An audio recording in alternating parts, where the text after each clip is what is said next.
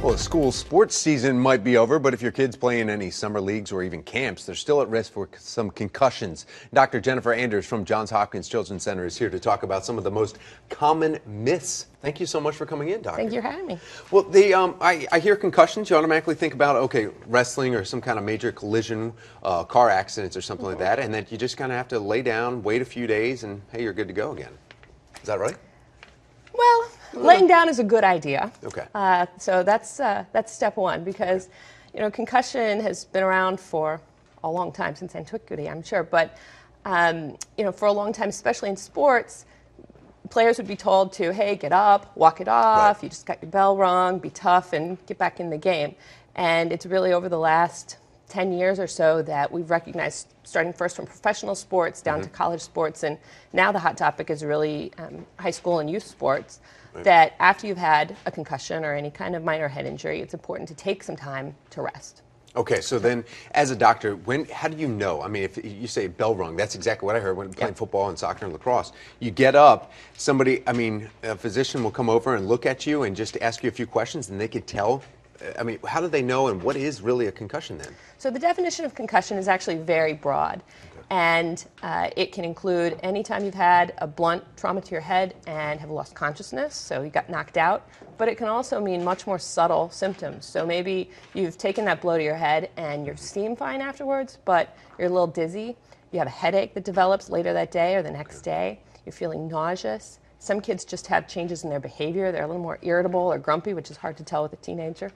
It can be disturbances in sleep. It's a whole host of different kind of vague neurologic symptoms that you really have to be clued into, and can be pretty tricky to tell sometimes. So they can still be diagnosed maybe a day or two after the incident? Absolutely. Happens all the time. Okay. And then we seem to be hearing more about concussions. Is this something where we're going, okay, we're educating more of our physicians better on the awareness of it, our sports directors and athletic directors in the lower levels? Or is this something that's kids are starting to play more intense and we're seeing they're actually causing more concussions? Right.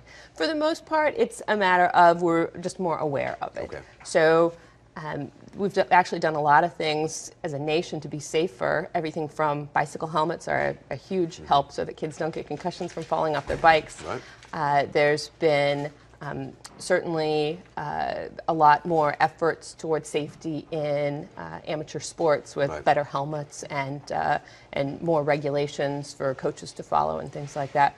But if one of my, I have two children, if one of them actually had a concussion or multiple concussions, do you recommend, what's your recommendation then, saying, okay, don't play sports for 2 or 3 months if they've suffered 2 concussions in the last, say, 6 months of playing one particular sport? Right.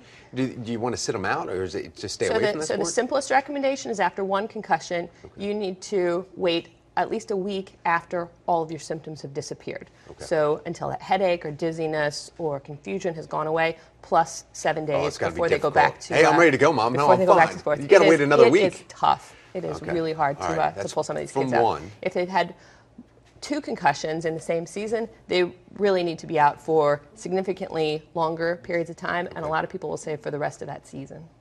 All right, yes, that is, and it's got to be difficult for the coaches to actually say, put their foot down and say, okay, that's it. It is very difficult. All right. So it's really the parents' responsibility to keep pushing that for their children. Parents need to be concerned about the long-term health and well-being of their children, and not the short-term of getting back into play. Yeah, and we're seeing that now with the NFL. I mean, taking on lawsuits right now, even just a couple days ago, suing the NFL for different long-term injuries. consequences, taking blows to the head when they don't. Dr. Anders, thank you so much for your time. I appreciate that. Thank you.